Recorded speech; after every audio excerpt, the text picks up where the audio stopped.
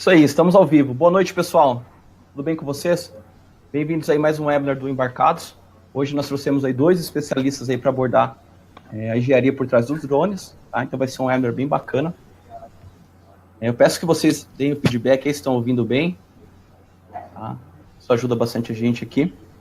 E, se possível, também marcar aí de onde vocês estão assistindo, qual região, qual estado. Isso também é importante para nós aqui. Isso aí. Então, esse é mais um webinar do Embarcados. Nós fazemos aí mensalmente, pelo menos 2 webinars, tá? Referente a assuntos aí da área.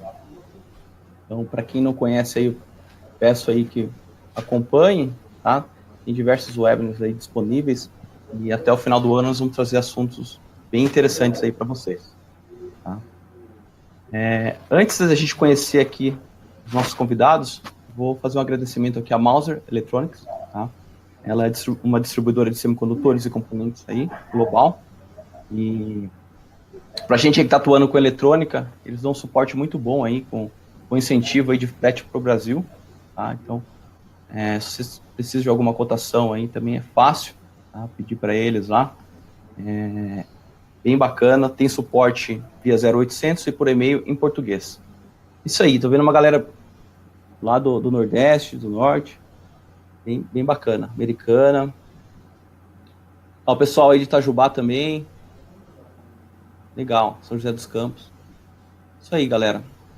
Nós estamos aí com 75 pessoas na sala, em breve aí vai entrar mais gente. Então vamos lá, vamos conhecer aqui os nossos convidados de hoje. Eu peço aí pro pessoal ligar a câmera, aí fica mais fácil de visualizar. Legal. Vamos começar aqui com o Milton. Boa noite, Milton, tudo bem? Boa noite, tudo bem? Tranquilo. Vou pedir para você se apresentar aí para o pessoal. Então, eu sou engenheiro eletrônico, formado pelo ITA. Eu tenho mestrado pela Unicamp na área de robótica. E agora estou fazendo doutorado na Unicamp também, na área de robótica. Mais Legal. especificamente, dessa vez, na área de drones. Estou trabalhando na área de enxames de drones autônomos.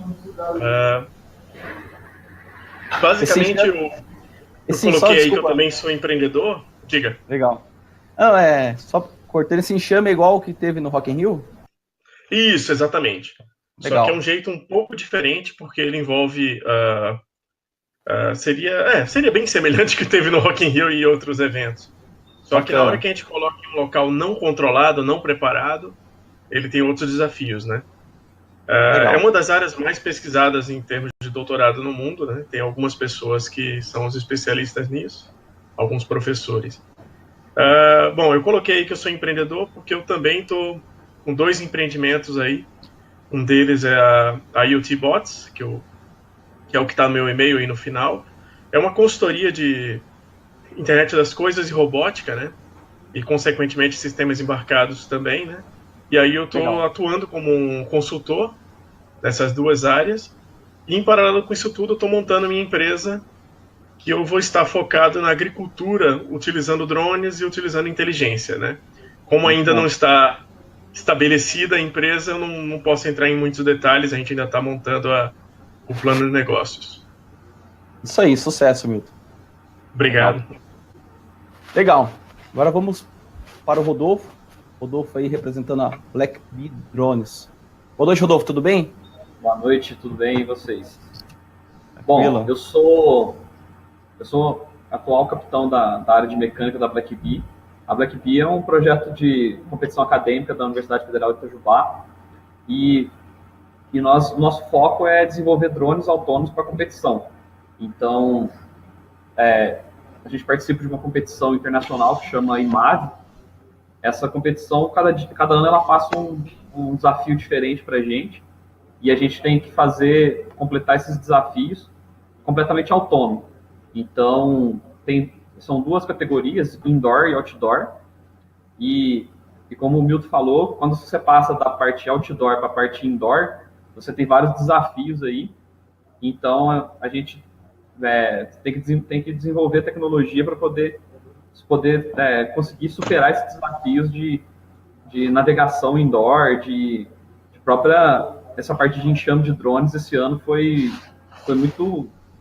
bem pesada na competição. A gente teve que desenvolver várias coisas para controlar 2 drones ao mesmo tempo, e porque as missões pediam isso. Então, a gente tem a nossa equipe é muito pequena, é muito nova, tem apenas 2 anos, então no Brasil é a única de competição equipe de competição. Então é muito bom para a gente poder compartilhar experiências e mostrar que no Brasil a gente também desenvolve tecnologia. Isso é bom. Muito bom, parabéns aí. Legal. Pessoal, antes de a gente continuar aqui, deixo à vontade para vocês enviarem perguntas, tá? Sempre que forem enviar uma pergunta, eu peço que marquem aí com interrogação. Tem aqui a opção de marcar como pergunta, para que a gente possa filtrar aqui e responder vocês, tá? Então, nosso webinar aí vai abordar a engenharia por trás dos drones, e o Milton e o Rodolfo vão compartilhar suas experiências, para a gente aprender aqui também sobre esse universo aí. Tá? Nossa agenda.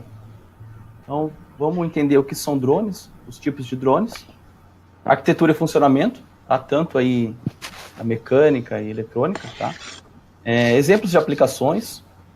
Outra parte interessante aí é a regulamentação, tá? Os desafios e competições. Então, esse vai ser o que a gente vai abordar aí, mas fiquem à vontade aí para fazer perguntas relacionadas aí a outros tópicos que não estejam aqui relacionados a drones, tá bom? Então vamos lá, vamos começar aí. O que são drones? E os tipos de drones? Então, bom, não sei se o Rodolfo quer começar, eu vou começar falando. Pode começar aí. Essa é uma pergunta meio que recorrente, né? Tem muita gente que me pergunta, que tem essa confusão do que são drones, né? E eu já vi gente chamando drone tanto de os aviões normais, né? Que são aqueles que a gente chama de asa fixa. Pessoas que chamam de drone também o asa rotativa, que são alguns helicópteros de pequeno porte. Tem os multicópteros, que são os mais comuns aí, que estão aí na foto. Tem inclusive drones que o pessoal são os terrestres, né? E subaquáticos. Se você colocar na internet, você vai encontrar todas essas 5 áreas bem representadas só colocando drones, né? Na nossa apresentação aqui, a gente procurou focar nos multicópteros, certo? E até a palavra drone no mundo legal, na regulamentação, ela é evitada de ser citada por conta dessa confusão aí do que são drones, né? E aí você termina ficando... Para tentar evitar essa confusão, no mundo inteiro eles estão usando a sigla RPA, né? Que seria as aeronaves remotamente pilotadas, né? Eu estou vendo aí uma pergunta aí, existe alguma diferença entre drone e VANT? Não, aparentemente são exatamente a mesma coisa, porém, quando o pessoal fala drone, em geral, eles estão tratando dos multicópteros. A maioria das pessoas, vou dizer 80% das pessoas estão tratando dos multicópteros, que é esse da fotografia que está aqui no slide. Quando você trata de VANT, que é o veículo aéreo não tripulado, normalmente você está tratando do asa fixa. Então, nas conferências, a gente procura... Se a gente está falando em geral, a gente trata como RPA, que é a aeronave remotamente pilotada, né? Que seriam como são usados nas legislações ao redor do mundo, né? E quando você fala drone, você fica muito, muito vago, né? Eu, particularmente, quando eu falo drone, eu estou pensando no multicóptero, certo? Que é o foco principal dessa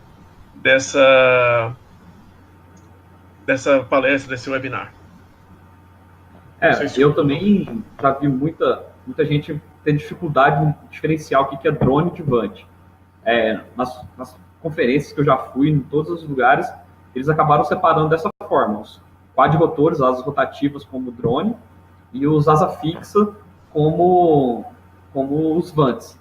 Então, mas eu também sempre vejo que está muito aberto, ninguém consegue saber com certeza qual é um, qual é outro, então acaba sendo bem aberto. É isso aí. Tá, e a classificação deles, então, é conforme uma construção mecânica? Como fica fácil para classificar? Os drones, que asa rotativa, eles não são só os quadricópteros que nem está todo mundo acostumado. Eles podem ter 6 motores, pode ter 6 motores, 8 motores. Aí pode ter os que a gente chama de X8, que são 4 braços e 8 motores. Y6, que são 3 braços e 6 motores. Então pode ter várias configurações, não só esses que a gente está acostumado a ver de filmagem, que são os quadrirotores. E na verdade eu já vi até de 20 rotores, né? Sim, bem infinitos. Fica bem a gosto do freguês a quantidade de rotores, né? O que define muito, e aí quando a gente for falar de arquitetura mecânica, a arquitetura mecânica ela tem uns padrões, né? Tem aquilo que já deu certo e que o pessoal gosta de copiar, né? E tem aquelas também que não deu muito certo, e aí algumas pessoas ainda ficam tentando ver se funciona. Essas 5 classificações que eu coloquei aí, que é a asa fixa, rotativa, multicópteros, terrestres, subaquáticos, seriam os grupos centrais, né? Quando você entra em cada uma delas, você tem várias classificações ou subclassificações. E no caso dos multicópteros, os drones gerais, aí você tem diversos modelos aí. Inclusive, uma das coisas que eu iria citar é que o motor também muda muito também. Então, vamos dizer assim, depende tudo da sua aplicação, do jeito que você vai trabalhar, ou de para que você vai usar aquele drone. E aí, nesse aspecto, você termina definindo a arquitetura mecânica e a eletrônica, né? Legal. A parte de motores, como você falou, quando você vai montar um drone, que não seja comercial, você vai construir o seu próprio drone, você tem que pensar em tudo que ele vai... Qual vai ser a função dele. Para isso, você poder escolher qual motor você vai pôr, qual bateria você vai usar, qual eletrônica você vai pôr. Então, isso que você falou é bem pertinente. Todo mundo acha, vou montar um drone, vou lá na internet, compro um motor e pronto. Mas não é tão simples assim, você tem que fazer todo um estudo para saber qual vai ser a finalidade daquele drone, para poder saber o que colocar nele. Eu estava olhando aqui as perguntas, né? E alguém perguntou aqui qual seria o exemplo de um drone terrestre. E aí o que é? Eu queria só explicar que a palavra drone, ela simplesmente significa o zangão, né? Ele é o barulho que o zangão faz na hora que ele está se aproximando de você, é aquele zumbido. Esse zumbido é o que significa a palavra drone, né? É esse zumbido. Então, tudo que são máquinas, que são normalmente autônomas, e aí todas essas 5 categorias entram, eles fazem esse zumbido, por isso que eles terminam entrando na categoria drone quando você entra ao redor do mundo, né? Mas, assim, só um exemplo de o que é um drone terrestre seriam o pessoal da DARPA, o pessoal de várias empresas americanas, eles têm os rovers, né, que são, vamos dizer assim, uns carrinhos não tripulados. Aí entra uma outra pergunta que outra pessoa fez, o que seria esse não tripulado? O não tripulado, normalmente, é quando o controle dele é feito por uma máquina e não uma pessoa, certo? Por conta dessas definições que são vagas, você termina criando outras definições mais completas. Por exemplo, o RPA, que é usado na legislação, que é a aeronave remotamente pilotada, significa que dentro dela eu não tenho nada dentro. Não tenho ninguém lá dentro pilotando. Essa pessoa, ou ela está fora, controlando por um controle remoto, ou ela está... ou aquela nave está voando em formato autônomo, né? Basicamente, essa seria a coisa. Mas, por exemplo, um terrestre, isso aqui é um rover com câmera. Não sei se todo mundo consegue ver aqui na minha câmera. Isso aqui é um rover, que basicamente tem um controle aqui, que é uma Raspberry, câmera, e aí isso aqui funciona autonomamente, né? É um carrinho que funciona autonomamente. Se isso aqui tivesse alguma aplicação real, do tipo buscar e trazer alguma coisa, eu poderia chamar ele de um drone terrestre. Tá? Mas o foco, eu acho que dessa apresentação a gente tem que focar em alguma coisa, senão a gente vai ficar muito vago. Vamos focar nos multicópteros. Milton, o pessoal comentou aqui que não necessariamente é autônomo, né? Então ele pode ser controlado remotamente, né? Isso daí é uma definição complicada. A autonomia, todo mundo, quando você apresenta isso na academia, né, o pessoal das universidades, ele pergunta autônomo em relação a quê? Você pode ter autonomia de bateria, você pode ter uma autonomia em termos de, ou seja, autonomia em termos de energia, ou seja, ele tem energia própria. Você pode ter autonomia em termos de decisão, você pode ter autonomias em termos de planejamento e autonomia em termos de navegação.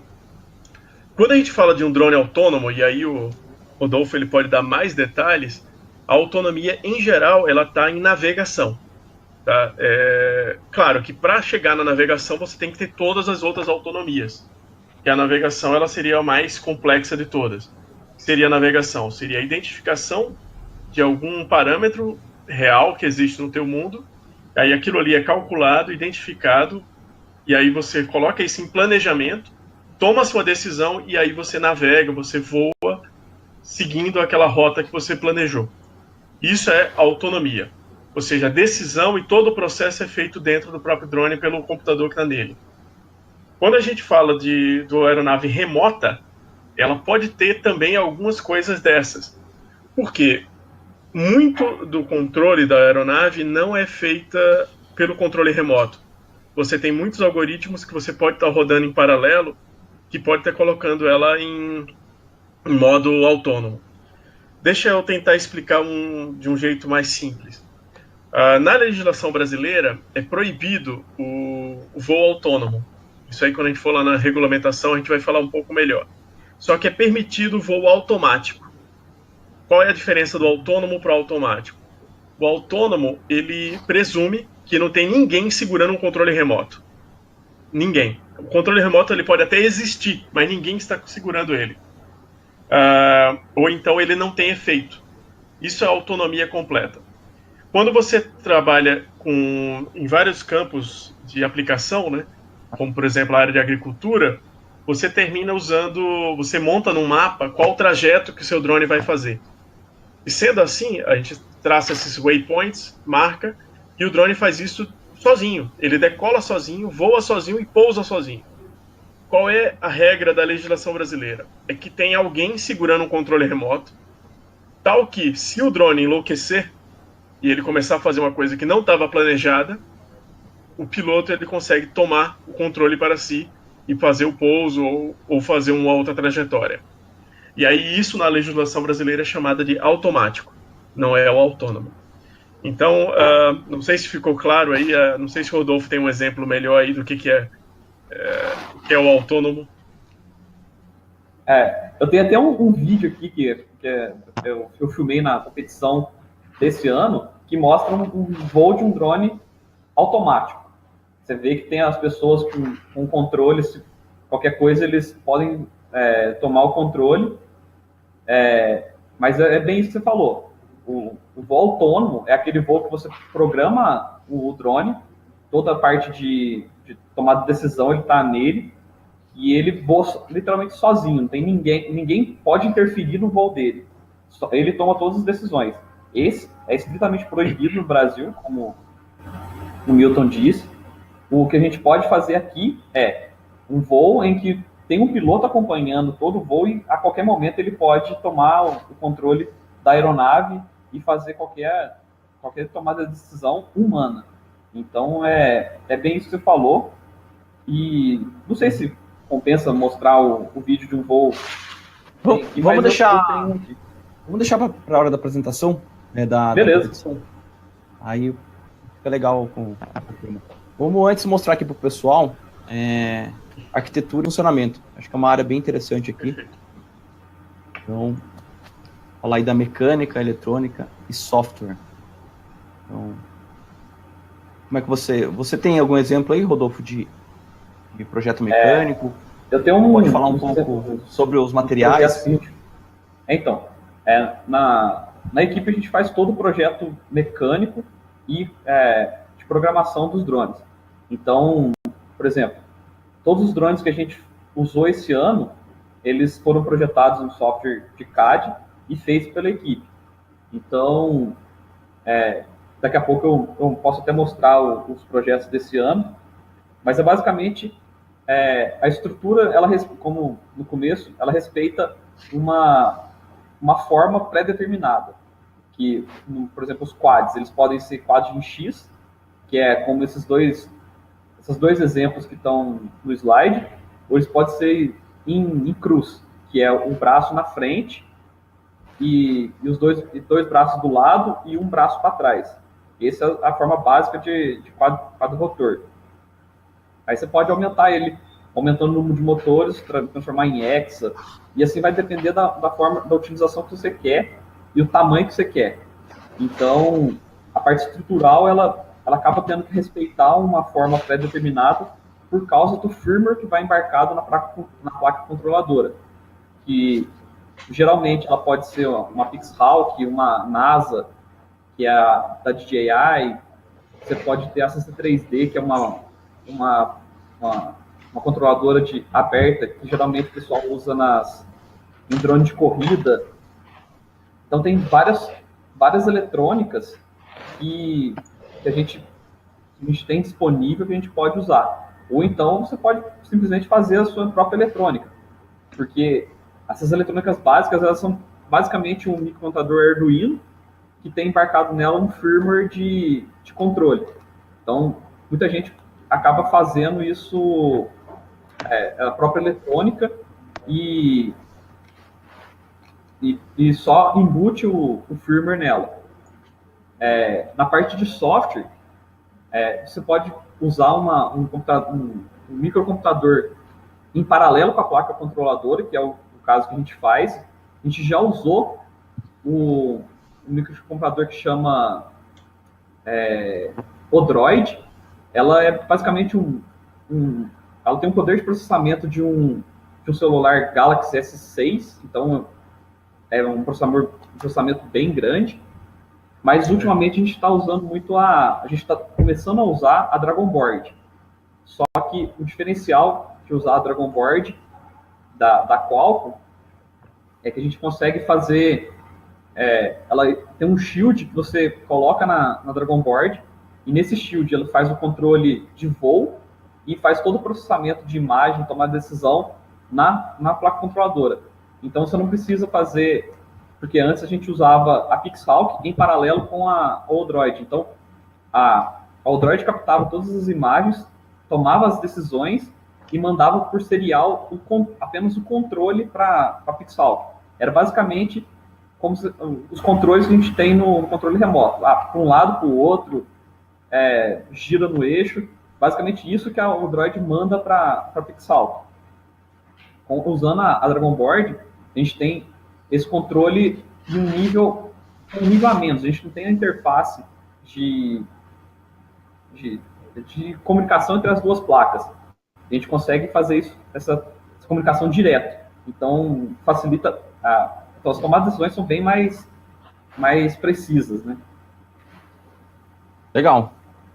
Então, vocês desenvolvem aí a carcaça, né? O chassi. Na parte mecânica, todo o nosso drone é feito em impressora 3D, que é para diminuir custo e poder facilitar, porque a gente consegue fazer qualquer formato, basicamente qualquer formato que a gente quiser. Então a gente faz todo o projeto e imprime uma impressora 3D, e as partes que são chatas a gente consegue fazer em MDF. Então tudo isso para diminuir o custo, porque na universidade, quem conhece projeto especial sabe que a gente é pobre, basicamente. Então a gente tem muito pouca verba. A forma que a gente achou mais barata de se fazer isso foi em impressora 3D de corte a laser. E material aí na impressora 3D, o que você usa? Atualmente a gente está usando PLA, porque é um material que ele é biodegradável, então a gente tem uma pegada aí meio que ecológica nesse quesito, mas a gente já usou ABS. Mas nos testes que a gente fez, acabou sendo que o PLA a gente consegue uma boa flexibilidade do material. Então, isso ajuda um pouco na parte de estabilização, porque ele dissipa melhor as vibrações. Então, foi bem interessante usar o PLA na fabricação das peças. Legal. Eu só queria lembrar que, por exemplo, as duas fotos aí que tem das estruturas dos drones, eles usam fibra de carbono, né? A fibra de carbono, ela está em febre no mundo. O pessoal está gostando muito de fazer os drones com fibra, porque a fibra é muito resistente, porém ela é muito leve. Então é muito bom para trabalhar. O problema da fibra é que ela é muito cara, né? E aí bate naquilo que o Rodolfo falou, que não é tão fácil trabalhar ou fazer seu próprio drone com a fibra. Então, em geral, o pessoal faz o próprio drone ou com ABS ou PLA, né? Que são os mais básicos, ou compra esses frames prontos, né? Na internet você tem frames de todo tipo, né? Você pode você primeiro faz uma seleção, né, do que é que qual o formato do drone que você quer. Eu já usei tanto o frame em X como em cruz, né, que o Rodolfo citou. Já usei o Alien, e agora estou brincando aqui com o Racer, né, que é esse frame um pouco mais, um pouco menor, e ele tem um espaço interno um pouco maior para você colocar a eletrônica do Racer. Esses frames, vamos dizer assim, funciona como tua base mecânica, e aí você pode trabalhar neles como quiser. Quem tem a impressora 3D disponível pode imprimi-los do jeito que o Rodolfo falou. Eu acho que é bem tranquilo. Na internet você deve encontrar bastante projetos desses frames prontos. O que eu queria comentar é sobre a parte da eletrônica. A eletrônica, você tem inúmeras plataformas que você pode usar. As plataformas, elas terminam ficando muito conhecidas por conta da placa central. Essa que está aqui na foto é a PixHawk, que foi inclusive citada pelo Rodolfo. De quem trabalha com drone ou quem monta seu drone em casa, é a mais usada, essa PixHawk. Só que tem várias outras aqui. Eu tenho uma lista aqui comigo, eu até devia ter colocado na apresentação. Por exemplo, Ardocopter, OpenPilot, Paparazzi, Microcopter, KK Multicopter, Multiwi, Aeroquad e várias outras, né? Essas aí que eu citei são as mais comuns. Todas elas é um computador, um single board computer, né? Que você tem, eu acho que nessa foto aqui dá para entender um pouco melhor. Você tem a placa central.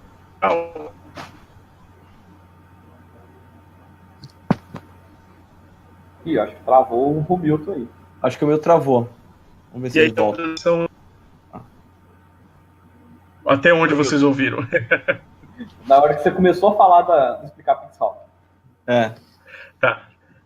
Então, o single board computer aqui da PixHawk, ela tem aqui dentro você tem a unidade de medição inicial, né, que é a IMU. Nela você tem acelerômetro, giroscópio, barômetro e tem uma bússola. Legal. Com isso daí você consegue determinar a atitude do teu drone, né? Se ele está voando nivelado, se ele está inclinado, se ele está qual lado que ele está, né? E aí você conecta essa caixinha pequena de cima, que são os controladores de velocidades eletrônicos, né? Que é o ESC, né? Electronic Speed Controller. O que é isso? Isso daí só é necessário se você for usar o motor brushless, que é um motor sem escova. Vou logo dizendo que esses drones, os mais, vamos dizer assim, os grandes, eles usam sempre os motores brushless. Quando você vai pegando um pequenininho desse aqui, ó, um drone como esse, ele usa motor DC. Ele não usa motor brushless. Exatamente para diminuir o tamanho, né? Porém, quando você tem motor brushless, você precisa dessa caixinha que é o Electronic Speed Controller. Aí você coloca também GPS, você coloca uma parte de telemetria, né, que é o drone avisando como é que ele está. Tá tudo nessa foto aí da PixHawk. Que não sei se eu consigo desenhar aqui e marcar. Bacana. Consigo aqui? Consegue. Dá pra você escolher aí. De desenho. Vamos ver se... Pronto, olha mais. Essa daqui é a PixRock. Tá? E aqui onde está a unidade de medição inercial. Também tem o GPS, né? Vamos dizer assim, grande parte do GPS está aqui dentro, mas a antena do GPS está aqui, ó. Isso aqui é a antena do GPS. Aqui é a caixinha do ESC, que é o Electronic Speed Controller, que controla os motores que estão aqui em cima.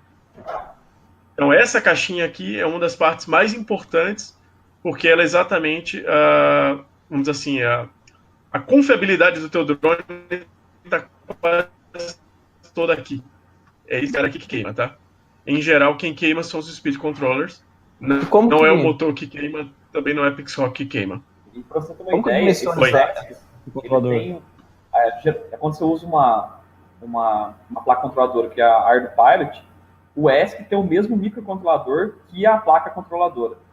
Você tem uma ideia da precisão que precisa, do cálculo que é necessário fazer para poder manter os pulsos que manda para cada motor, para cada polo do motor, para ele poder girar em perfeita harmonia.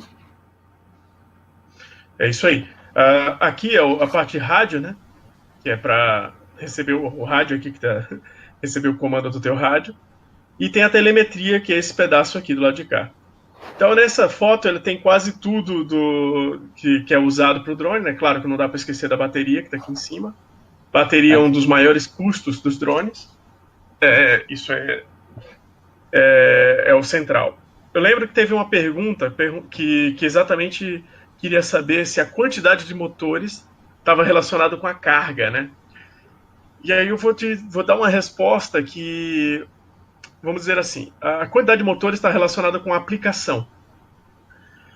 Uma coisa que eu esqueci aqui de colocar essa figura na arquitetura, vamos usar esse desenho aqui, essa figurinha aqui, como exemplo. Você tem 4 motores, tem um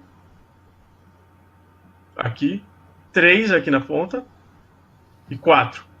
A característica principal dos drones multirotores é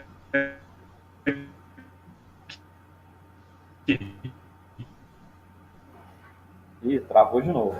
Travou de novo. Se você coloca... Tá travando, Milton.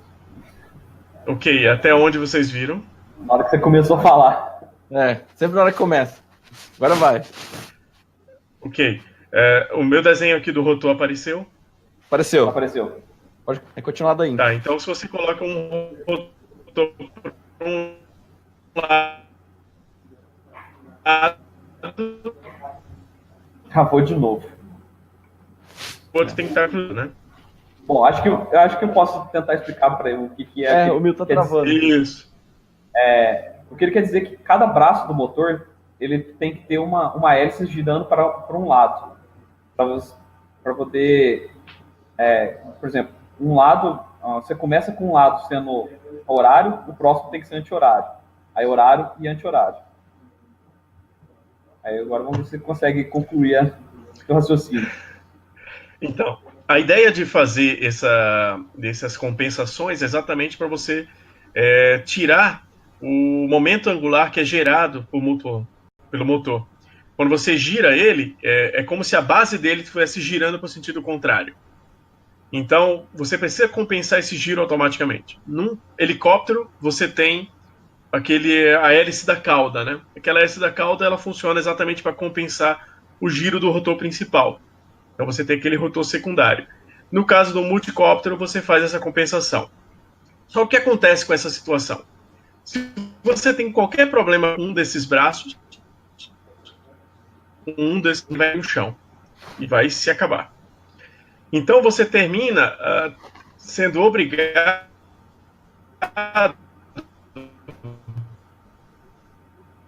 Travou. Caso você queira mais... Travou de novo. Ok. Você tá com a câmera em HD ou SD?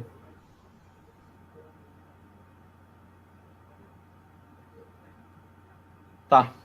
Vamos continuar, tem bastante dúvida aqui. Então, o Ricardo fez uma pergunta e a parte de controle que é feito no drone é feita por lógica PID.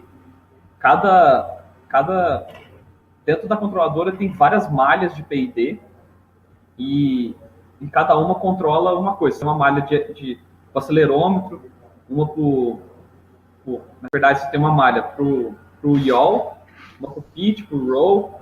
Então, são várias malhas que você tem controlando cada movimento do seu drone. Então, se não me engano, são 6 malhas de P&D para poder controlar um drone. Legal. Então, por exemplo, vou construir um drone sem essa controladora já pronta. Vou pegar uma single board computer e vou usar. O que vocês recomendam? Você está fazendo o teste aí já com a Dragon Board? O que mais dá para usar? Na Dragon Board, a gente instalou um firmware que é para não precisar fazer todas essas malhas na mão. Então, esses firmwares já têm as malhas programadas, a gente só mexe nos parâmetros dela. Porque a nossa ideia não é desenvolver a parte de controle. A nossa ideia é desenvolver a parte de inteligência do drone. Isso não nos limita, que a gente não vai fazer isso. Mas, atualmente, a gente está focando na parte de inteligência para, quando a gente tiver uma parte de inteligência já fluindo bem, porque a gente basicamente desenvolve esse ano, o ano que vem já é uma coisa muito mais avançada. Então, a gente está usando muito a parte de inteligência, mas a gente não deixa de fora essa parte de controle. Usando a Dragon Board com a AeroCore, que é o que a gente está fazendo hoje, a gente vai acabar tendo que mexer um pouco no firmware, porque ela não é tão documentada quanto os firmwares da Pixhawk. Então, a nossa ideia é conseguir desenvolver essa parte de controle para a Dragon Board, usando a AeroCore, e deixá-la tão fina quanto os firmwares da Pixhawk. Porque na Pixhawk você simplesmente vai lá, grava o firmware e você pode voar. Porque os P&Ds padrão, pelo menos para a gente, dá certo. E toda a parte de controle já é bem estável, porque a própria comunidade já documentou e testou muito essa plataforma.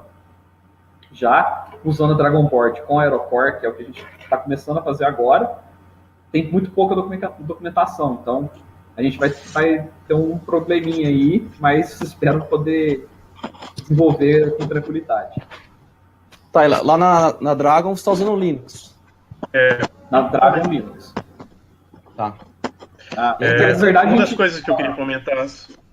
Pode falar. Na verdade, ela está instalado o ROS, que é um Robotic Operation System, mas ele basicamente roda em Linux. Ele não é um sistema operacional em si. Você tem que ter o Linux instalado, rodando o ROS, e ele vai gerenciar todos os pacotes para as aeronaves. Né? Eu vou até adicionar que a plataforma do ROS para a parte de drones, ela não é tão fácil assim, tá? E tem pouco suporte. Eu não sei se o Rodolfo tem mais informações sobre isso. Porque, eu vou dizer assim, que ele está sendo bastante agressivo tentar usar o ROS para a parte de drones, né? Eles estão sendo. Mas qual a vantagem disso?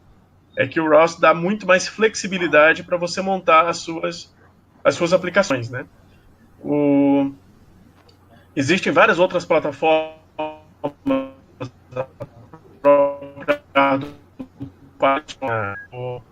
o Mission Planner, que é a aplicação que você coloca num PC para planejar suas trajetórias, planejar as rotas.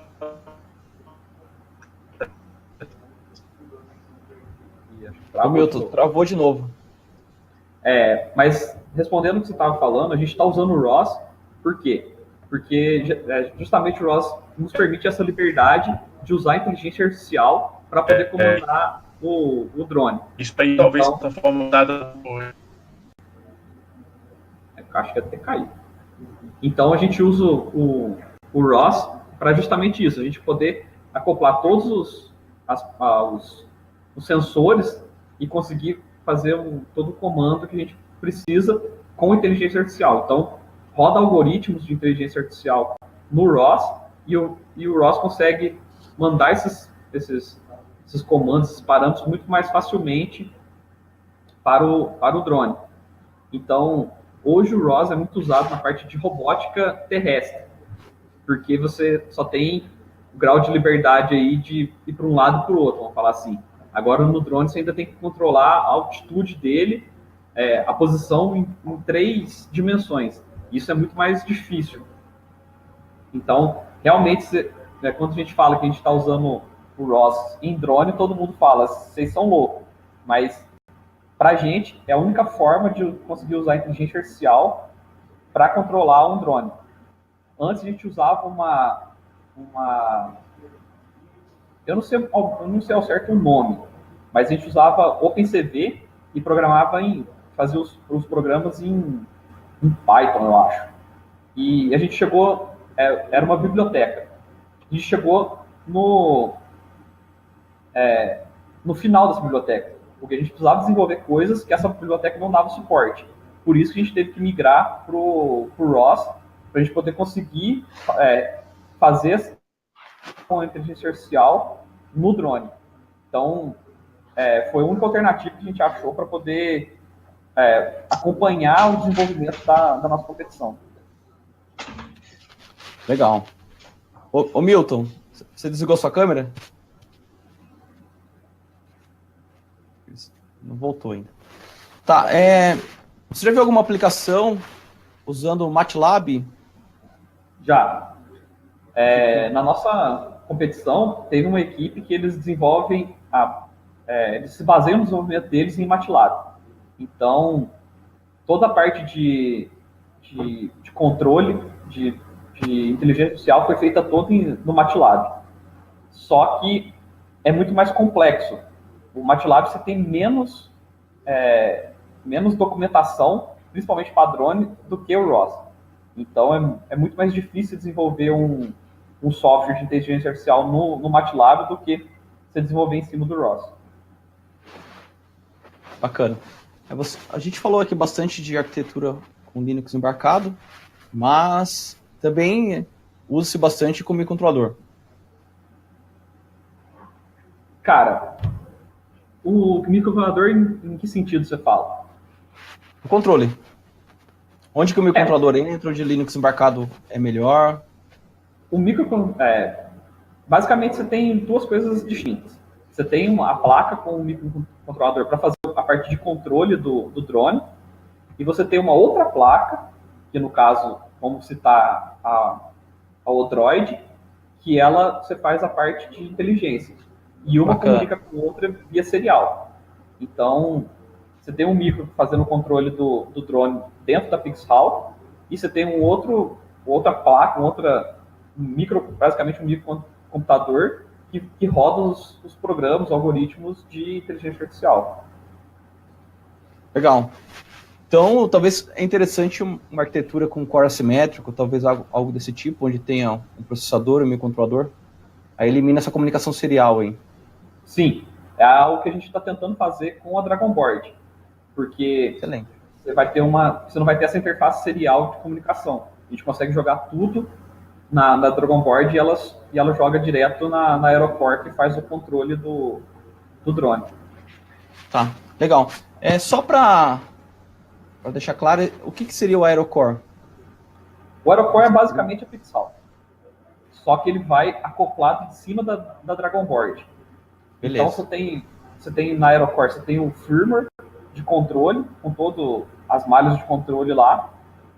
Só que a comunicação entre a Aerocore e a Dragon Board é feita de outra forma e não da forma serial que a gente está acostumado a fazer com a Odroid e a Pixhall. Bacana. Acho que o Milton não voltou ainda. Acho que um ponto para a gente abordar aí é em relação às baterias, dimensionamento de bateria, qual tipo de bateria, o que vocês usam? Bateria é o maior problema que você tem no drone. Por quê? Hoje, o que limita o tempo de voo de um drone é a bateria. A gente basicamente usa bateria de lítio polímero, que você consegue ter uma alta taxa de descarga com ela, só que elas são extremamente grandes, caras e pesadas. Então, não é só a carga da bateria, a gente fala em miliampere-hora.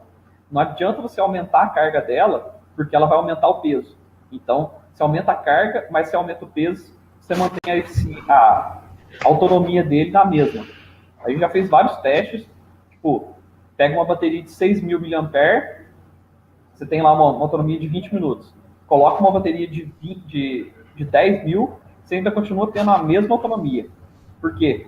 A diferença de peso dela é tão grande que você acaba forçando menos os motores com a bateria menor, então você tem a mesma autonomia.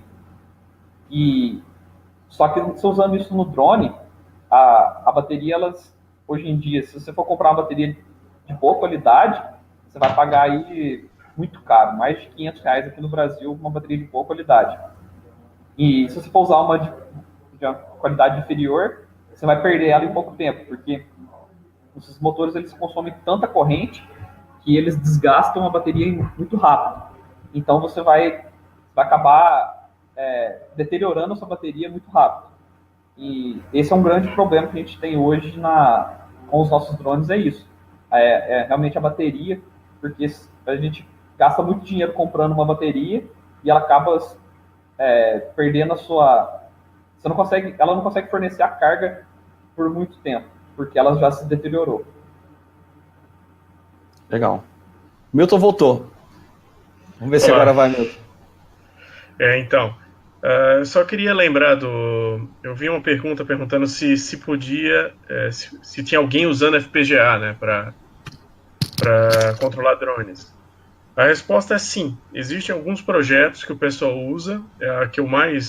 Uma das placas que eu gosto é a placa da Critical. Acho que o nome do projeto é Snickerdoodle. O site é krtkl.com. É uma placa que inclusive tem um ARM e tem um FPGA para exatamente. E uma das aplicações dessa single board computer é para a área de drones. O problema é consumo de bateria.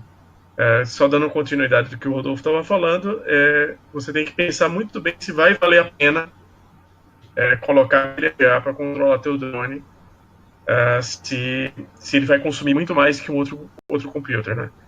Um outro detalhe que você pode pensar é que se você estiver colocando o FPGA não para controlar o drone, mas colocar ele para processar uma imagem de uma maneira mais rápida, talvez valha a pena.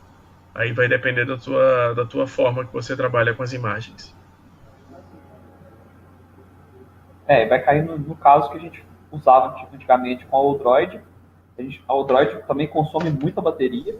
A gente usava ela só para fazer o processamento de imagens e tomar as decisões que eram enviadas por serial para a Pixel. É como se ela fosse o controle remoto. Ela mandava, ela processava imagens e sabia que tinha que ir para frente. Então, ela mandava, vai para frente. Era simplesmente isso. Porque a gente não podia fazer o controle do drone com ela, justamente por causa que ela consome muita bateria. Então, ela fez o processamento da imagem, diminui o clock dela, e manda os comandos para a Pixel. Exatamente. Essa é uma arquitetura muito usada, né? Tem vocês da BlackBee que estão usando isso e um pessoal da Embrapa que trabalha com Snapdragon direto, né? Sim. Legal. Legal. Tô vendo uma pergunta aqui, o Thiago perguntando o que fazer com bateria danificada. Cara, joga fora. Então, e não de qualquer forma, porque ninguém sabe como descartar uma bateria. Pelo menos eu até hoje não sei como descartar. Eu tenho uma caixa de bateria extremamente danificada ali. Ela está muito bem guardada, muito bem isolada, mas tá ali. Eu não sei, até hoje não sei como descartar isso. Bacana. Esse tema é realmente um problema. Como descartar. Uma parte que a gente não falou aqui sobre o controle, o controle remoto aí, com RF. O que se usa? Você quer falar, Rodolfo? A gente basicamente então deixa eu começar. controle de aeromodelo para os drones que a gente faz. Mas a gente usa com o ROS, a gente usa também um drone que chama Bebop, que a gente basicamente controla ele com controle de Xbox. Então depende do drone que você está usando. A gente conseguiu fazer uma interface que a gente controla o drone. A gente tem um computador conectado no drone, e nesse computador está conectado um controle de Xbox. Então a gente comanda todos os comandos do Bebop pelo controle de Xbox. Bom, sobre a parte de rádio, você tem rádios de vários tipos, né? Obviamente, né? Tem rádios que usam frequência da faixa cidadão, 315, 433, até 27 MHz, que são os mais fraquinhos. Quando você entra mais na camada dos drones de verdade, os grandões, né? Que já pesam mais de 1 quilo, você termina entrando nos rádios de aeromodelo. Por exemplo, esse cara aqui, que é um high-tech. Esse aqui tem 6 canais. Esse aqui é de aeromodelo, basicamente adaptado para usar em drone. O que é mais usado hoje, e aí o que eu recomendo, é esse cara aqui. Esse aqui é um Turd, é o 9XR. Por que ele é tão usado, esse cara? É porque ele pode ser programável. Ele tem um microcontrolador AVR dentro dele, você pode simplesmente conectar um programador nele e você mudar o código dele. E aí esse cara, ele é o mais usado hoje dentro da comunidade dos multicópteros, porque você termina colocando compensações direto no controle. Quando você está voando com um multicóptero, você tem que colocar a compensação ou na tua malha de controle, ou você pode fazer no rádio, ou até as duas coisas ao mesmo tempo, né? Eu nunca mexi nesse rádio, eu gosto dele porque ele tem 9 canais, então... E como ele é programável, né? Então o pessoal brinca que ele é infinitos canais. Você consegue montar tudo que você quiser nele, né? Então eu não... Mas eu nunca programei ele, mas essa é uma das grandes vantagens desse cara aqui. A gente usa a gente tem o D18 e tem um que eu gosto mais, que é o RSky o Taranis.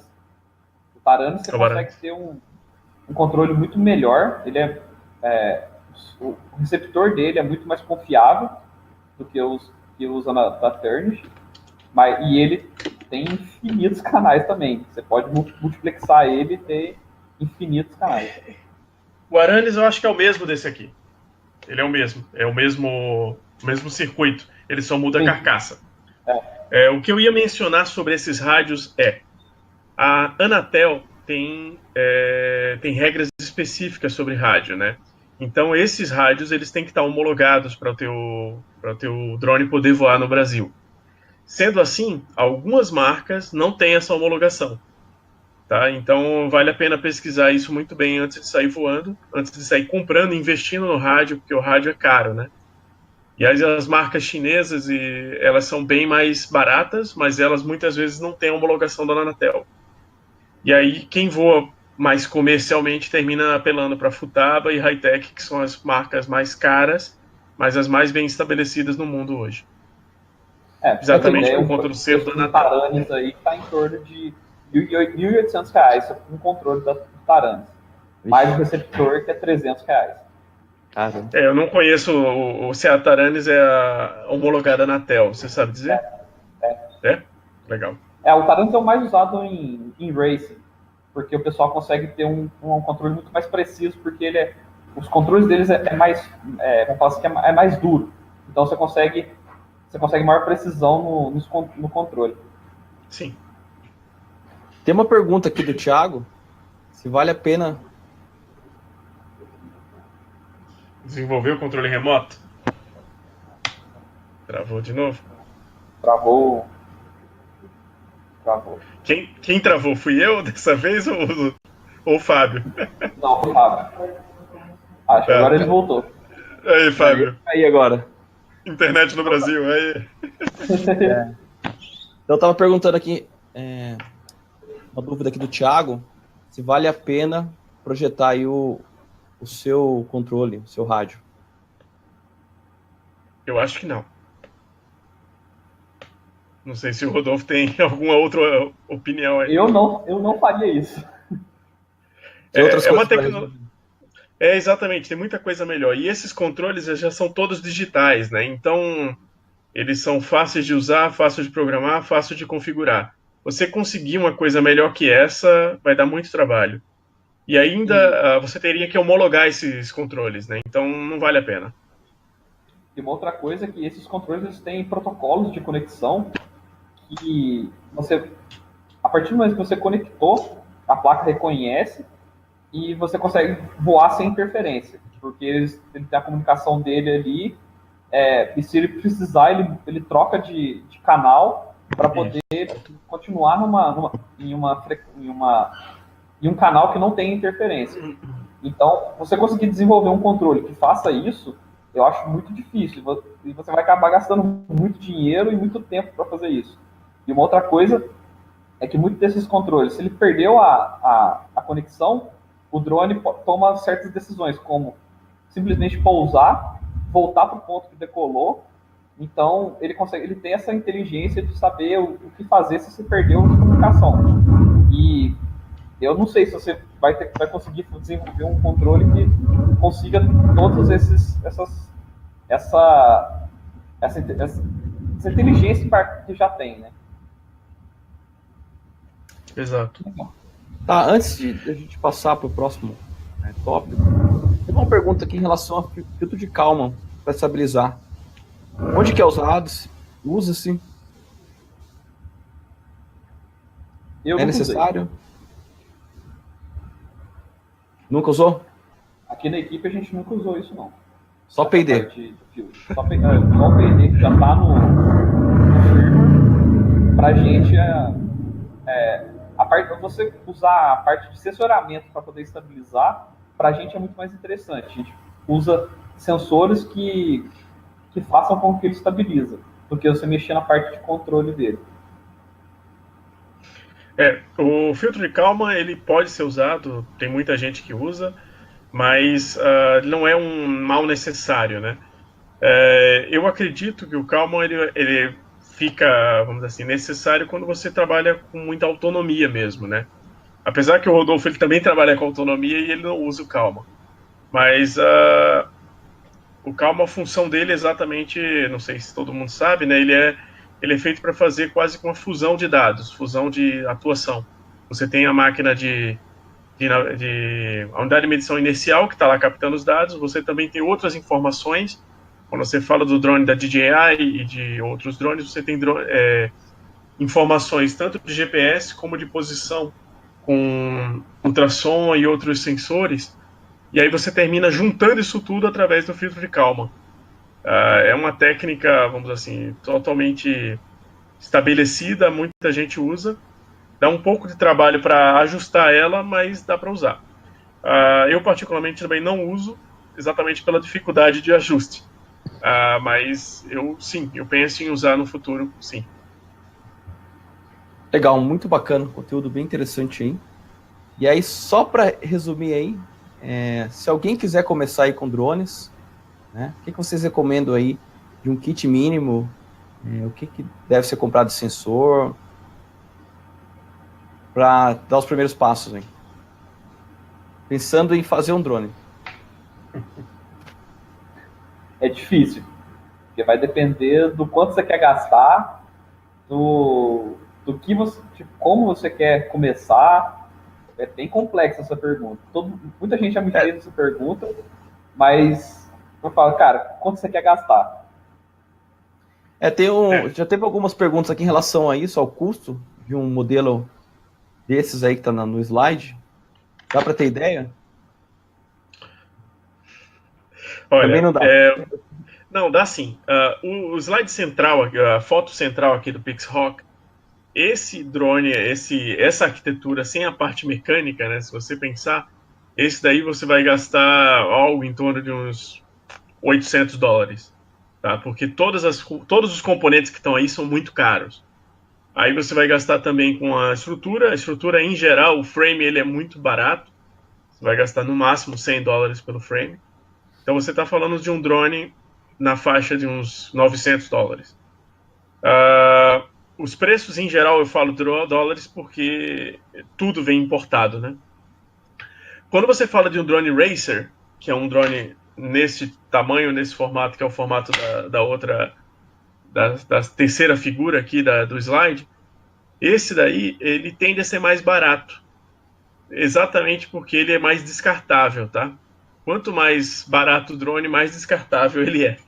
Então, é isso que você tem que pensar. Então, vamos dizer assim, um motor, se você for usar o motor brushless que tem aqui na figura, esses 4 aqui de cima, você vai gastar em torno de $30 cada um. O controlador aqui de velocidade, para cada motor, vai gerar em torno de $20 a $30. A Pixhawk, eu acho que ela está custando hoje $250. Não sei se alguém pode completar. GPS, você vai gastar em torno de... A GPS depende do seu gosto e depende da sua vontade de gastar. Você pode gastar desde $5 até $50, $100 no GPS. O rádio, eu acho que o Taranis aí está um bom exemplo, R$1.000, mais 300, né, 1.300. Então, vamos dizer assim, e a parte de telemetria, né? Aí você entra naquilo que você quer fazer e depende da tua aplicação. Bateria, depende do tamanho de vida que você quer do teu drone. E tem a parte de navegação por vídeo, que tem câmera, transmissão e tudo mais. Então, tudo isso daí fica como a mais. Eu, normalmente, para meus amigos que querem fazer um drone, eu digo que ele vai girar o custo dele desde R$500, se ele for comprar todas as peças na China, importar lá do AliExpress, você vai gastar em torno de R$500. Porém, se você quiser fazer algo realmente para durar bastante, aí você vai gastar algo em torno de R$2.000 a R$3.000, dependendo das peças que você escolher. E Legal. isso, dependendo da situação, até inviabiliza, né? Aí você começa a bater no problema. Poxa, mas eu compro um drone pronto bem mais barato que isso. Que aí é o caso que a maioria dos meus amigos fazem. Eu, como monto drone desde 2009, a maioria das coisas que eu tenho aqui fui eu que saí comprando e montando. Porém, hoje eu diria que possivelmente eu não faria isso se eu tivesse oportunidade. E aí entra um outro problema. Não sei se vai dar tempo da gente chegar no slide da regulamentação, mas em termos de regulamentação, o drone montado, ele tem que ser homologado, tá? Porque a ANAC não reconhece que você montou o drone, né? Você tem que ter alguma forma de garantir a qualidade daquele drone e garantir que ele vai estar sempre funcionando do jeito que você está prometendo. Quando você compra um drone pronto, das marcas que existem, como Parrot, Bebop e várias outras, você termina tendo mais facilidade para ter autorização do governo para voar com ele. Tá? Legal. Vamos dar mais detalhes lá na regulamentação. E para o pessoal aí que tiver mais dúvida, no final a gente vai mostrar o contato aí do Milton e do Rodolfo. Vocês podem entrar em contato aí e a gente pode continuar essa discussão. Deixa eu mostrar isso aqui. Isso aqui é um drone, não sei se todo mundo consegue ver, é um drone que eu comprei na Coreia do Sul. Ele é um drone modular, tá? Tá vendo? Você pode arrancar os pedaços dele, ele trava, e ele é feito usando a Arduino Nano. Tá vendo aqui? Acho que é Arduino Nano. Eu acho que a Nano conecta o Arduino em cima. Isso, ela tem o Arduino como uma placa filha. Consegue ver aí? Então ela tem uma placa embaixo e várias outras plaquinhas em cima. Uma é o Arduino, aqui ó, esse aqui é o Arduino. Essa aqui é uma placa de medição inercial, tem acelerômetro e giroscópio. E essa aqui é placa de RF, vamos dizer assim, para o controle Bluetooth. Então esse projetinho, conectei errado aqui. Esse projetinho simples é o tipo de projeto que agora está ganhando espaço, que é um projeto modular, tá? Esse projeto modular está ganhando espaço não só na academia, como também para brinquedo, porque isso aqui ele quebra mais dificilmente, que como ele se desmonta, na hora que ele cai, ele só se desmonta, você monta de novo e ele volta a voar. Esse aqui custou $70, tá? Acho que responde a pergunta do Guilherme. Legal, então vamos para o próximo tópico aí, que são aplicações. Então existem diversas aplicações aí para os drones, e começa aí, com o que o pessoal está fazendo bastante aí, fotografia e filmagem aérea, né? Então, a parte de aplicações, quando todo mundo fala em drone, pensa em filmagem e fotografia. Mas isso é só uma das aplicações que pode ser feita. Essa parte de fotografia e filmagem já está muito consolidado, todo mundo está cansado de saber, dá para fazer muito bem. Os drones entraram muito nessa parte. Todo mundo acaba usando. Para você fazer uma imagem bonita, você vai usar um drone para fazer, porque você consegue fazer do jeito que você quer, da forma que você quer. Essa parte de transporte de cargas hoje está muito complicada, porque no Brasil é proibido você transportar cargas em drone. A regulamentação proibiu isso. Então, alguns países você pode, nos Estados Unidos, a Amazon faz isso com sucesso. Eles fazem transporte de cargas e autônomo. Então, depende do país que você vai fazer. Na parte desse monitoramento de rodovias, já foi feito um teste no Brasil. Eles usaram o Mavic para poder fazer essa parte de monitoramento. Eles simplesmente ficavam um piloto e saía voando com o drone na rodovia para fazer a checagem do que estava acontecendo ali. E na parte de agricultura e pecuária, é que os drones estão começando a tomar conta disso ali, daquilo, porque hoje no Brasil todo mundo está pensando muito na agricultura de precisão.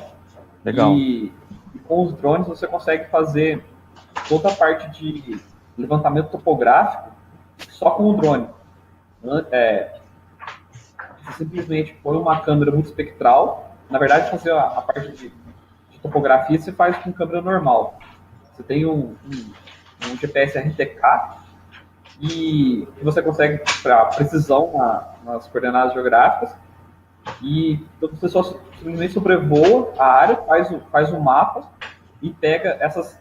E cada foto tem a coordenada geográfica daquela foto. Então, no final, o teu mapa vai ter um mapa de precisão e com as coordenadas geográficas.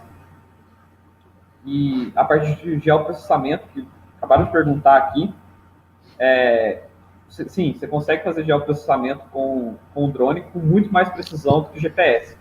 O GPS vai te dar um quadrante aí de 1 km por 1 km de precisão. O drone você vai ter ali quase um metro por 1 metro de precisão nas imagens. Então a precisão é muito maior. É claro que às vezes você acaba gastando um pouco mais, dependendo da área, mas se você for fazer isso com asa fixa, é rápido e muito preciso. Então está sendo muito, muito utilizado na agricultura, nessa parte de geoprocessamento. O Milton acho que pode falar com mais detalhes. Era isso que eu queria exatamente mencionar. Na área de agricultura e pecuária, drones têm crescido, tá? Já tem muitas empresas no Brasil que trabalham com isso, porque o Brasil tem muita demanda nessa área de agricultura e de precisão, né?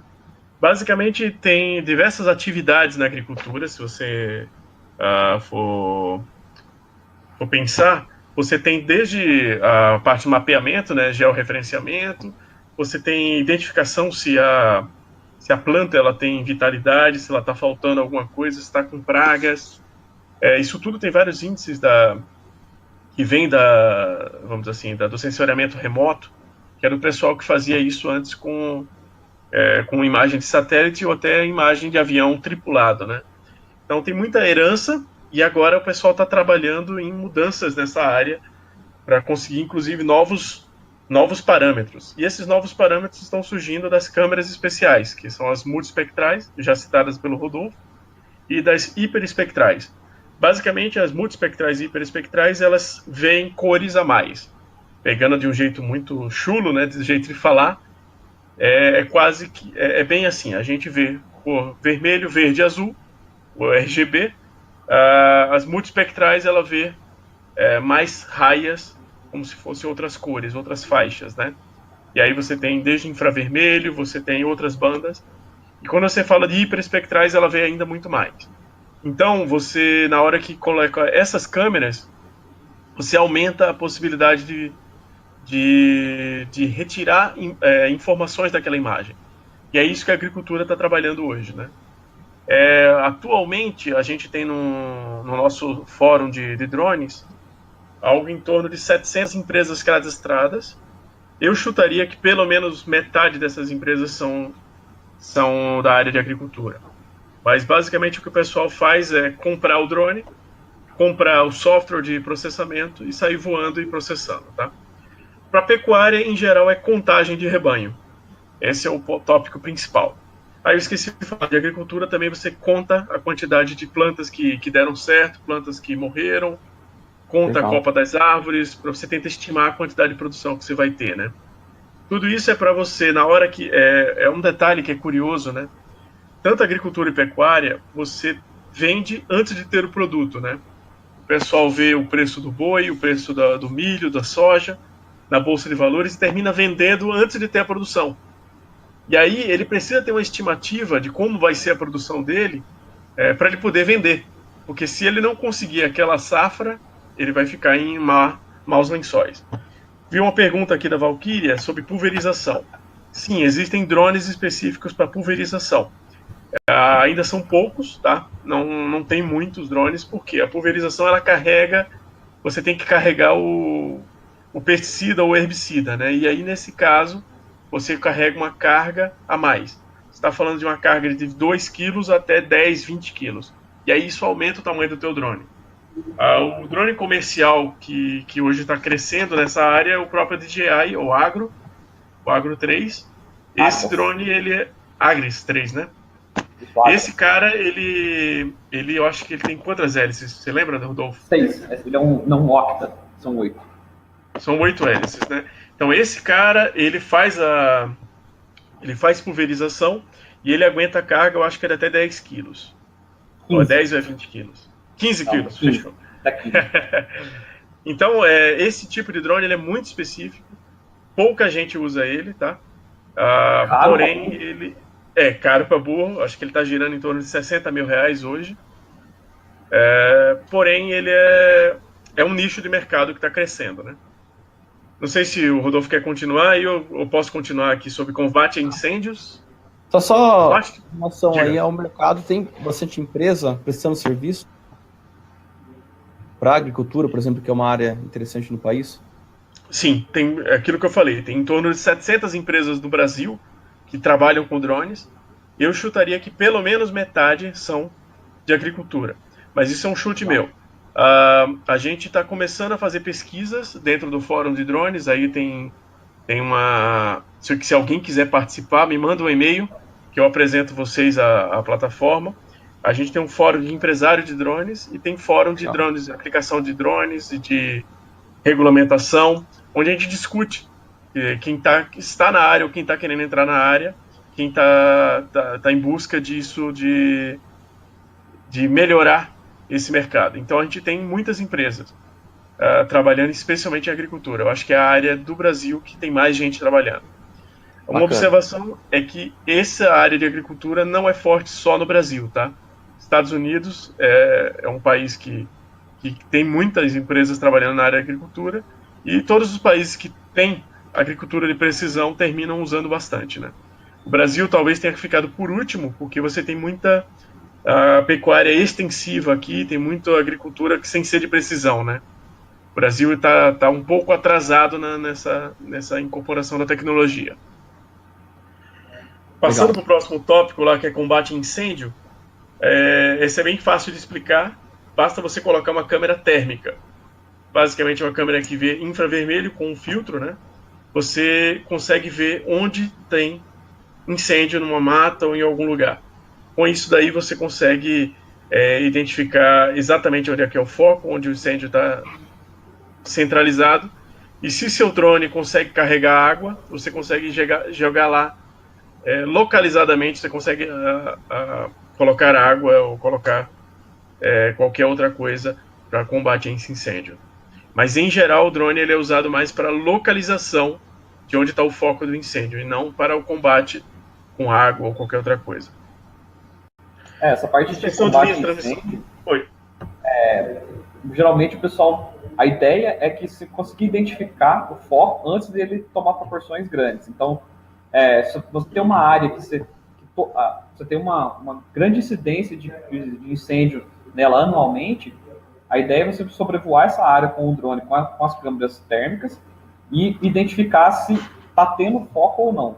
Para que, quando você vê que está começando, você já combate antes dele tomar proporções grandes e evitar custo de combate com pessoal, com helicóptero, com todas essas coisas. Então é muito mais barato você ficar monitorando a área com um drone do que você, depois que já está alastrado o incêndio, que aí você vai conseguir identificar ele com satélite para você ir lá e combater.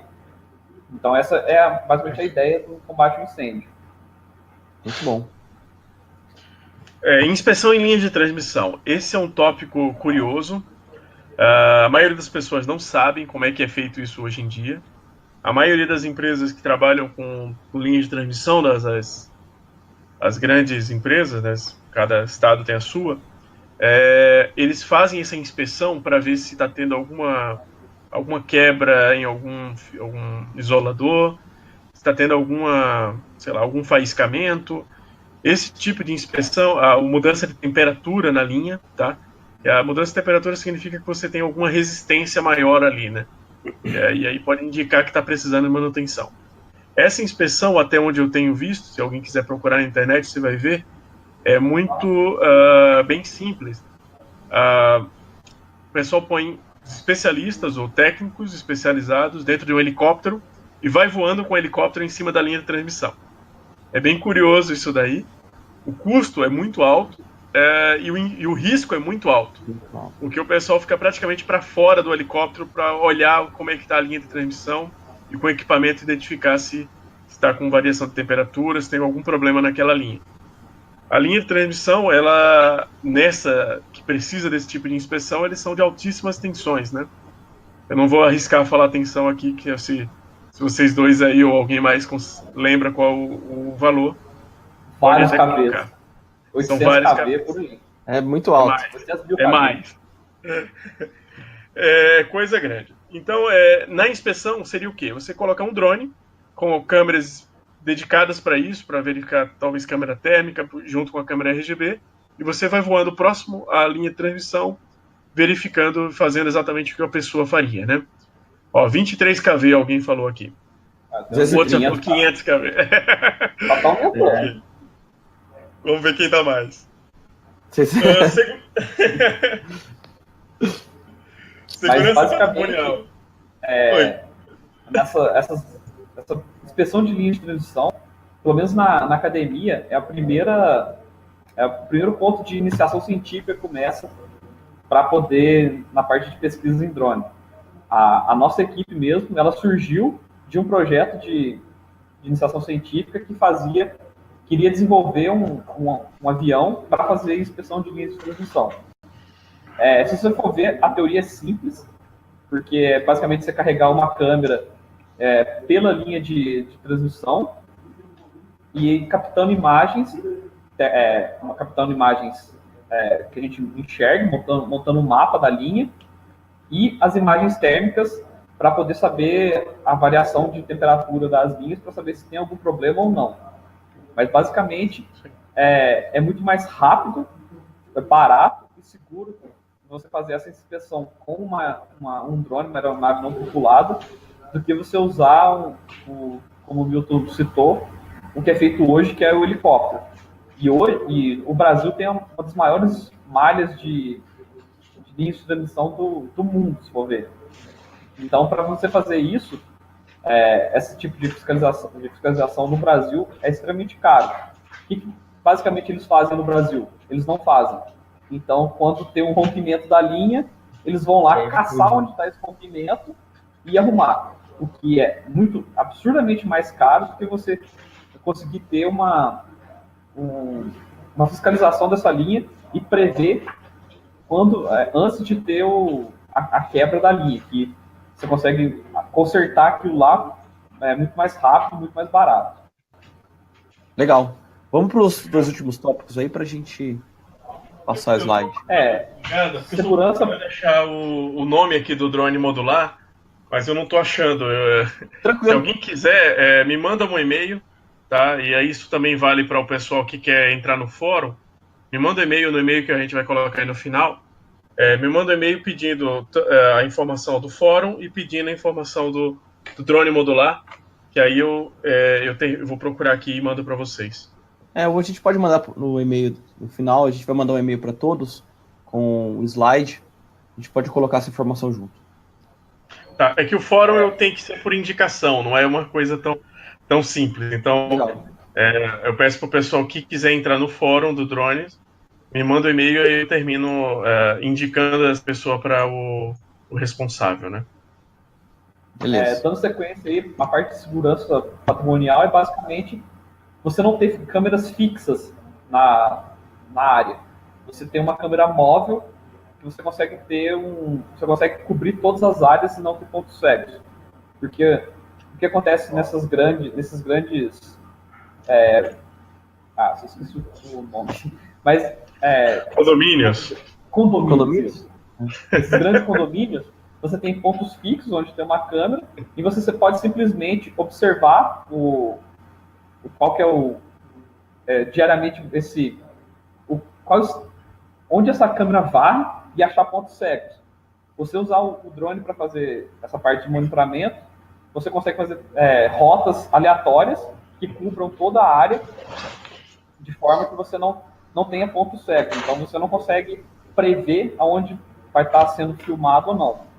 E já existem projetos em que, se você identificou algum movimento suspeito, o drone segue esse movimento suspeito e emite um alerta, até que um segurança ele fica em cima do movimento suspeito e manda a localização. E o segurança vai verificar o que está acontecendo ali. Então, é muito mais eficiente e muito mais seguro do que você ter câmeras fixas. O detalhe desse drone de segurança patrimonial é que ele também tem câmera térmica, né? Sim. Especialmente porque a maioria das movimentações que você quer proteção é exatamente à noite que acontecem. Então, a vantagem em relação às outras câmeras é que você consegue ter uma câmera térmica que voa mais próximo dos locais e aí consegue pegar todos os ângulos.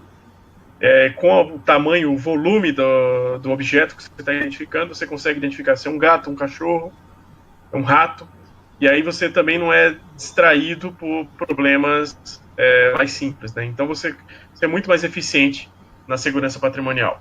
No Brasil não tem legislação ainda que contemple a segurança patrimonial. Ela vai cair mais ou menos na legislação de distância de voo, né? Você pode só voar em cima de pessoas a mais de 30 metros.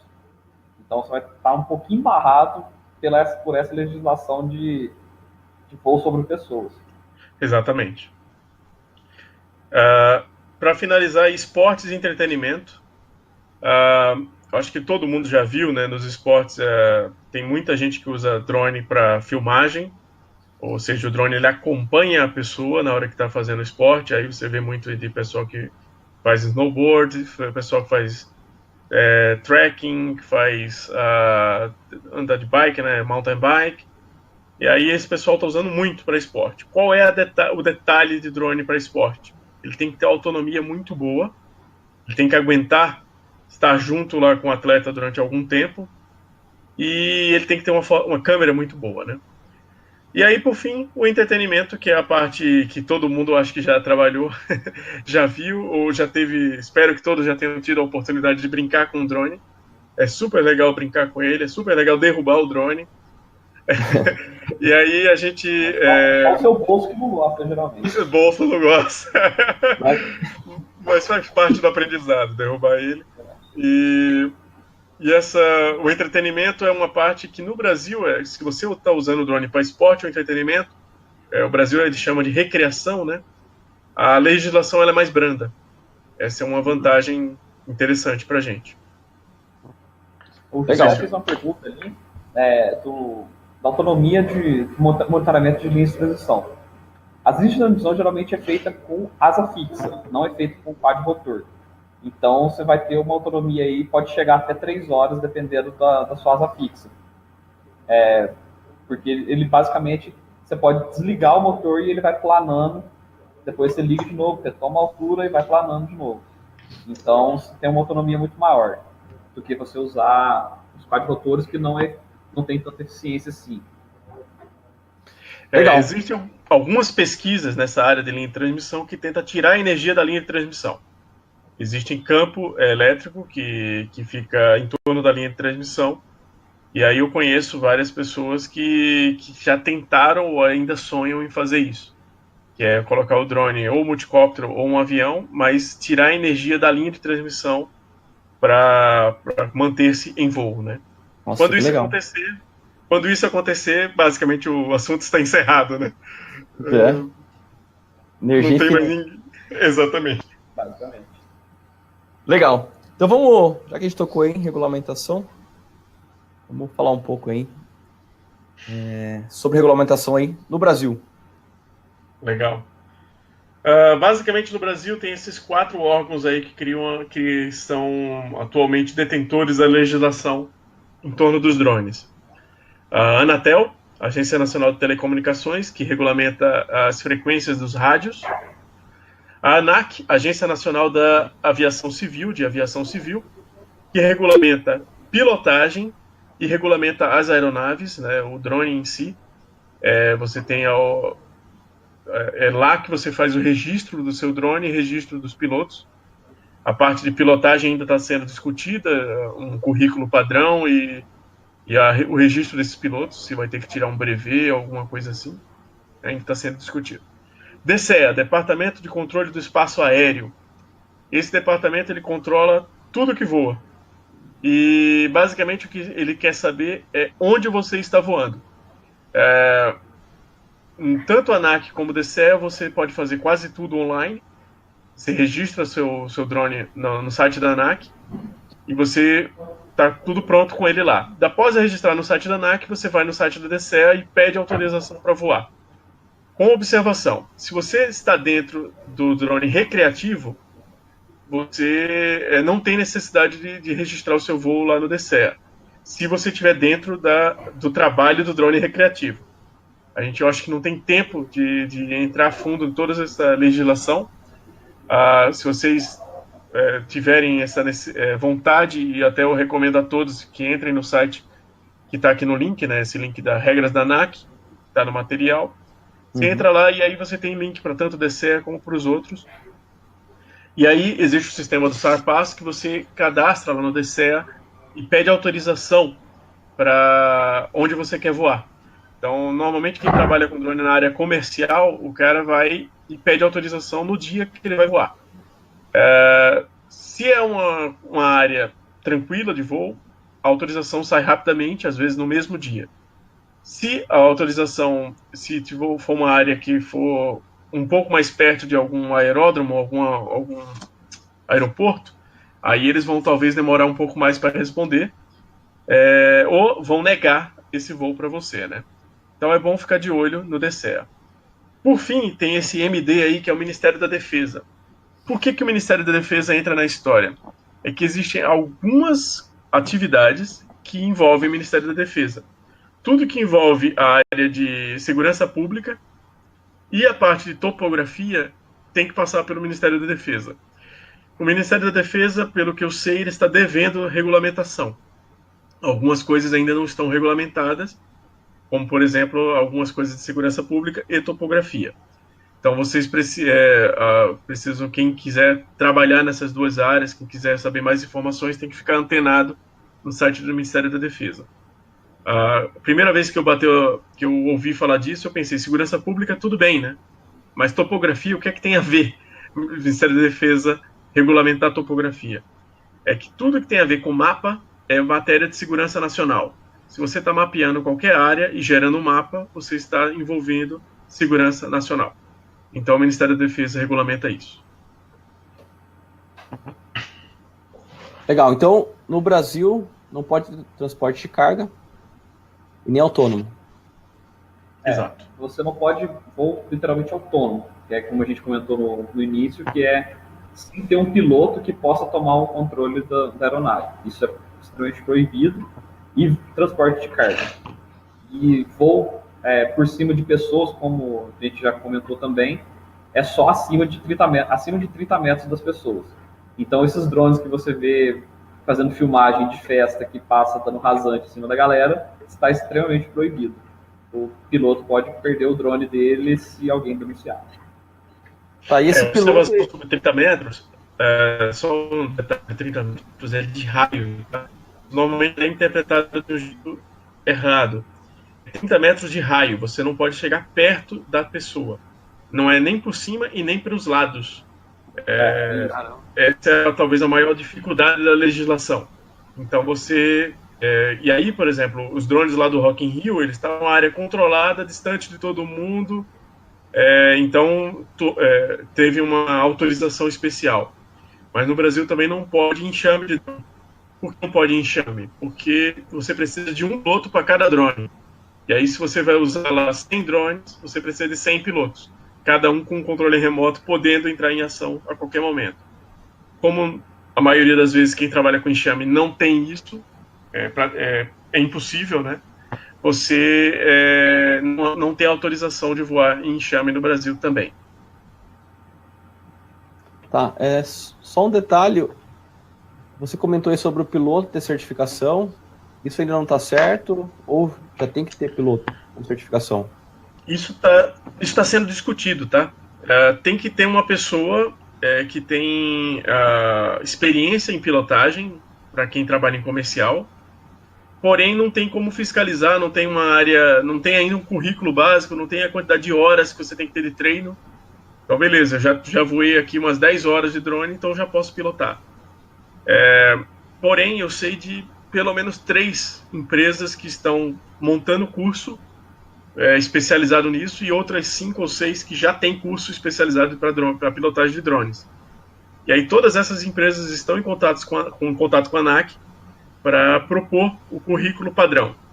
A partir desse currículo padrão fechado, aí vai ter talvez um brevet específico para piloto de drone, que é uma carteirinha de piloto de drone. Aí vocês vão ver surgir uma nova profissão, que é a piloto de drone, que vai ter regulamentação própria, estilo próprio. E é engraçado, porque o próprio piloto, um piloto de avião normal, não significa que ele vai ser um bom piloto de drone.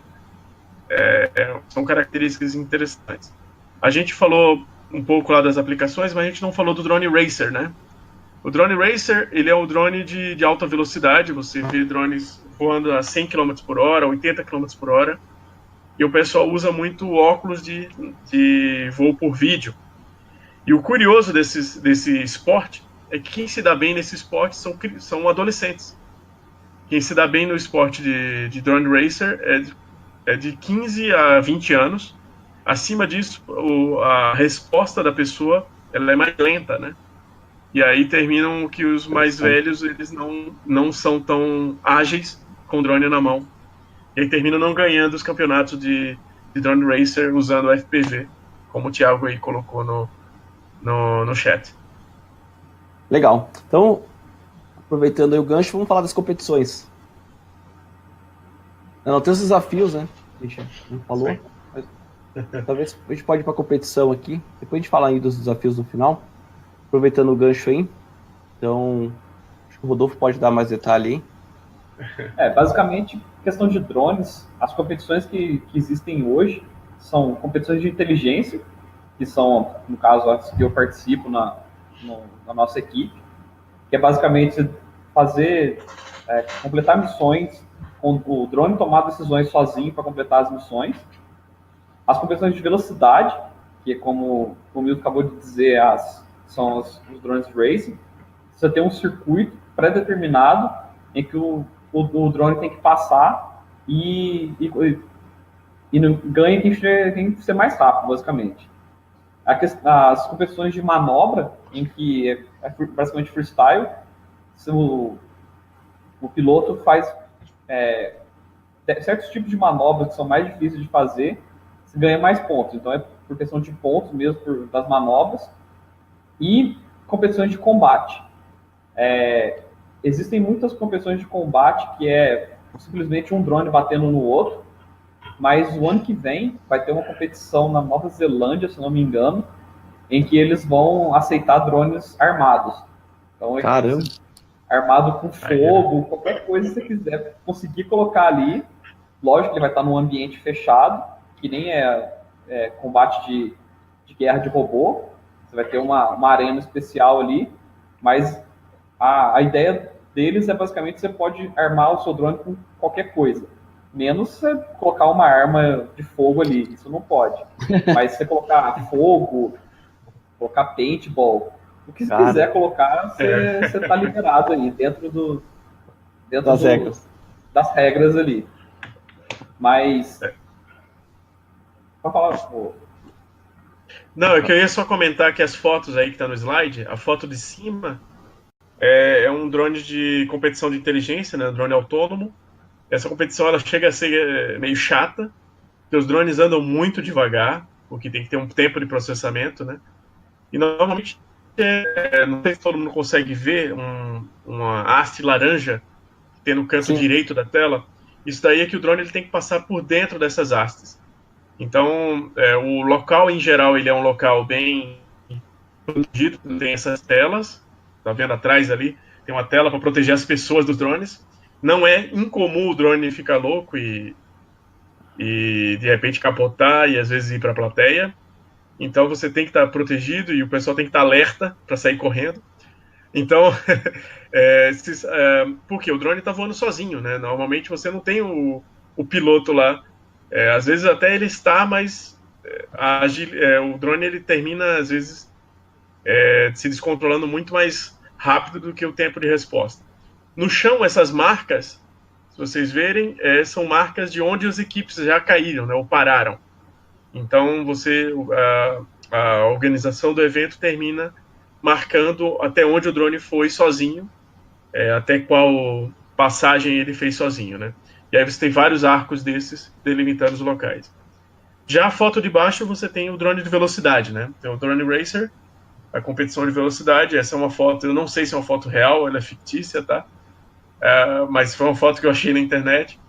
Se alguém quiser saber mais coisas sobre Drone Racers, tem até um programa da ESPN sobre Drone Racer que passa os campeonatos mundiais. É uma área que está dando muito dinheiro atualmente.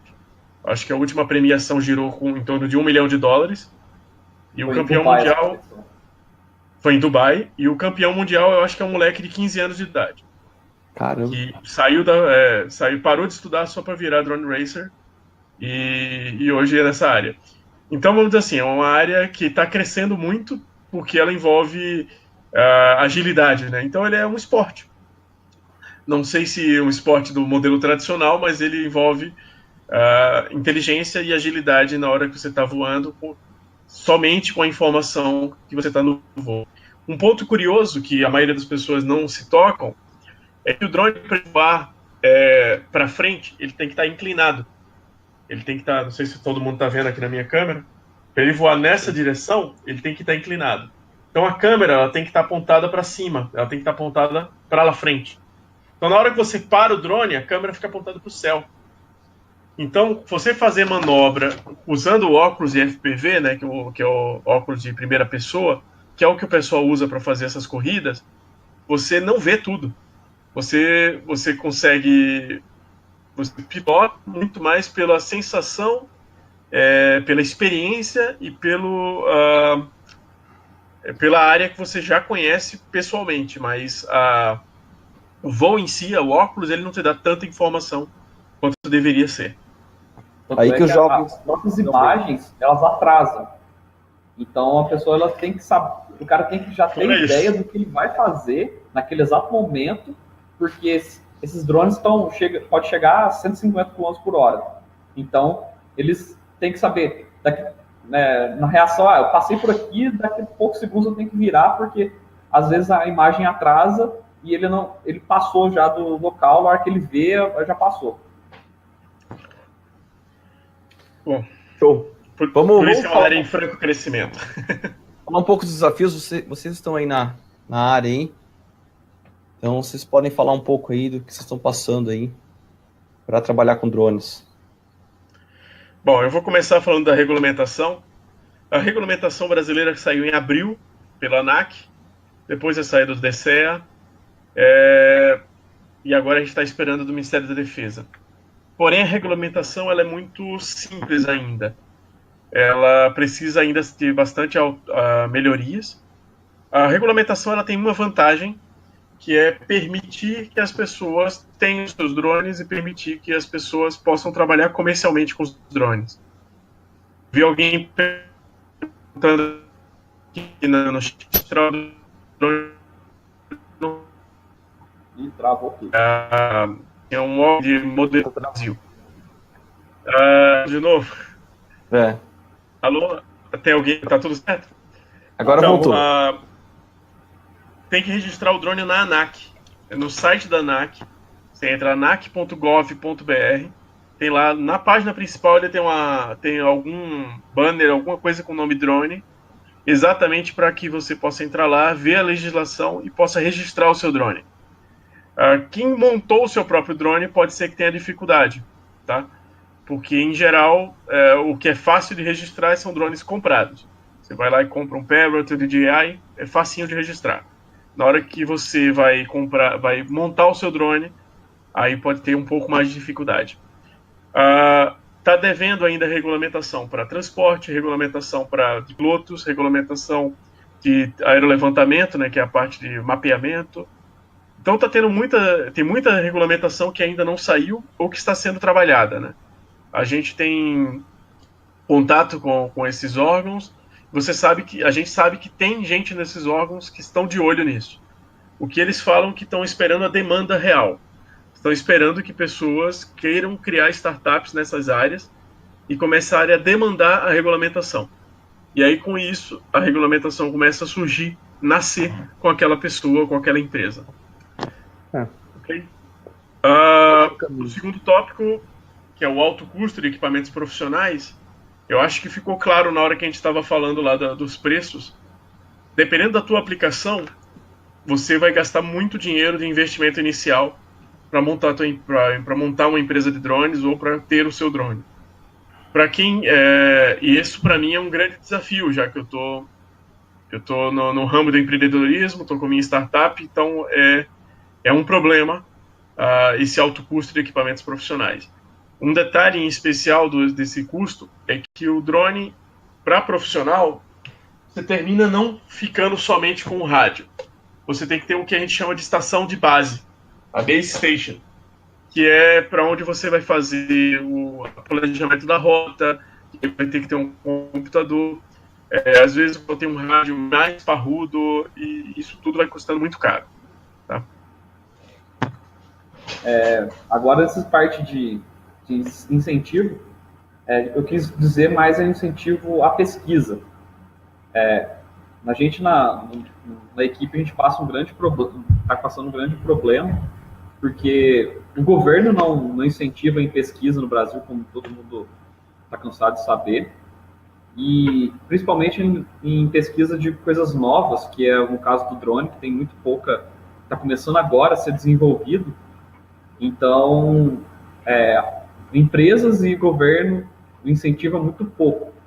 A gente pena para poder conseguir verba para comprar as coisas, comprar componente, comprar tudo, e também conseguir ir para as competições, que é o foco de projetos de competição acadêmica.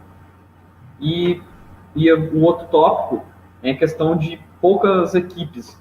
No Brasil, só existe a Black Bee como projeto de competição acadêmica.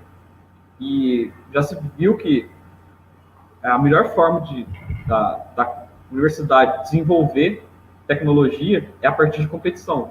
Porque, para alunos, é muito gratificante você desenvolver as coisas para poder competir. É uma forma de incentivo. Então, a gente acaba desenvolvendo muita tecnologia, muito mais tecnologia em competição do que em simplesmente uma iniciação científica. A gente teve um salto muito grande em questão de pesquisa, saindo da iniciação científica, passando para um projeto de competição acadêmica, porque a gente é obrigado a desenvolver tecnologia, a pesquisar, para poder desenvolver essas soluções para a competição. Então, a gente tem muito pouco, seria muito bom se tivesse mais equipes, porque aí a gente conseguiria fazer competições nacionais e também mostrar que a gente, no Brasil, a gente desenvolve tecnologia. A minha equipe foi participar da competição mundial agora na França, semana passada, e a gente ficou em quarto lugar na competição, na frente de países como Holanda, China, Austrália, México, muitos países que são consagrados nessa área de pesquisa de drones, e são países que têm muito dinheiro e muito investimento na área. Então, no Brasil, a gente geralmente fala que falta investimento, porque o brasileiro é capaz de desenvolver, só que ele barra na parte realmente de investimento de dinheiro para poder fazer, porque a gente realmente sentiu isso. A gente tinha tecnologia, a gente tinha conhecimento, mas a gente não tinha equipamento. As outras equipes foram com 10 drones. A gente sofreu para poder levar 2. Então, era muito discrepante. E eu fui participar dessa competição, e um dos membros do nosso professor coordenador foi visitar o centro de pesquisa de drones da ENAC, na França. E simplesmente eles têm drone à vontade. Eles podem simplesmente chegar, ir na prateleira, pegar um drone e usar. Eles têm a rodo isso. E aqui no Brasil a gente pena para poder construir um drone para poder desenvolver as nossas tecnologias. Então, conversando com as outras equipes nos outros países, a gente percebeu isso. Os outros países investem muito nessa área. É uma área que está crescendo muito, e eles estão literalmente dando dinheiro, liberando o máximo que eles podem para poder desenvolver, porque é uma área que tem futuro e tem muito pouco desenvolvimento. Então, seria muito interessante se o Brasil conseguisse investir mais nessa área, porque realmente faz falta, e é uma área que tem muito a ser desenvolvida. Isso aí, Rodolfo. Parabéns para vocês aí da Black Bee pelo Parabéns. desempenho aí. Obrigado. Muito bom. E é isso. Então, é interessante aí o pessoal se mobilizar aí no Brasil, fazer equipes e até tentar, de alguma forma, ter competições aqui para incentivar a galera. O Ricardo fez uma pergunta ali se o drone já participou de competições da SAI. Sim, esse ano de 2017, a Black Bee, junto com a SAI Brasil, promoveu uma competição de drones, só que era para o ensino médio técnico. Então, todas as equipes que participaram eram de ensino técnico, e a ideia é que o pessoal desenvolvesse drones autônomos. Lógico que eles não conseguiram desenvolver drones realmente autônomos, mas foi muito gratificante ver que eles conseguiram um certo nível de autonomia para os drones. Muitas equipes participaram da competição pilotando, mas a gente viu que eles conseguiram desenvolver o próprio drone do zero. A gente passou para eles um material de o que comprar, e eles que pesquisaram, que construíram, que fizeram tudo. Muito bom. Legal, acho que a gente está chegando ao fim aqui. Tem um vídeo aí para apresentar, né? Foi um vídeo que a gente fez na competição de 2 drones carregando uma carga. Então, o pessoal que estava perguntando aí como que é essa parte de ter um piloto vigiando o voo, um drone autônomo, dá para ver bem. Vou passar aqui. Peço só um pedaço. Só para... Antes de trocar aí, vou botar os contatos de vocês aqui. Então, o pessoal que está interessado em participar do fórum, pode mandar lá o e-mail para o Milton. Tem um contato também do Rodolfo aí, da equipe também, para vocês verem os detalhes aí, do desempenho deles nas competições, como que é a equipe. Então, fiquem à vontade aí para entrar em contato. Vou passar aqui rapidinho e depois pode voltar para o slide. Tranquilo.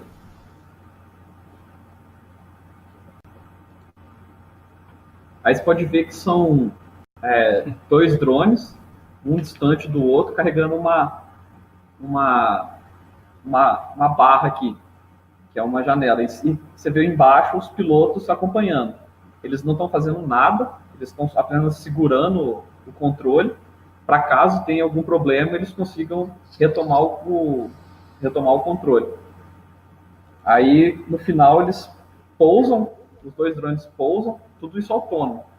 Então, os pilotos só ficam ali só de sobreaviso mesmo. Legal, então é tudo autônomo. Interessante. Tudo autônomo. Legal. Acho que... Quer voltar pro slide? Não precisa voltar mais pro slide. Acho que é isso aí. Foi um webinar muito bacana, rico aí de conteúdo, né? Lógico que não dá para se aprofundar, então, para quem tem interesse aí, fica aí o incentivo a pesquisar. Fica o canal aberto também do Rodolfo e do Milton para vocês entrarem em contato. Então, agradeço aí muito, em nome do Embarcados, aí, ao Milton e ao Rodolfo pela participação e pelo tempo aí disponibilizado para compartilhar esse conhecimento com a gente. Tá? Foi muito bacana mesmo. Obrigado, viu? Eu agradeço também a você, Fábio, e ao Ricardo também pela oportunidade.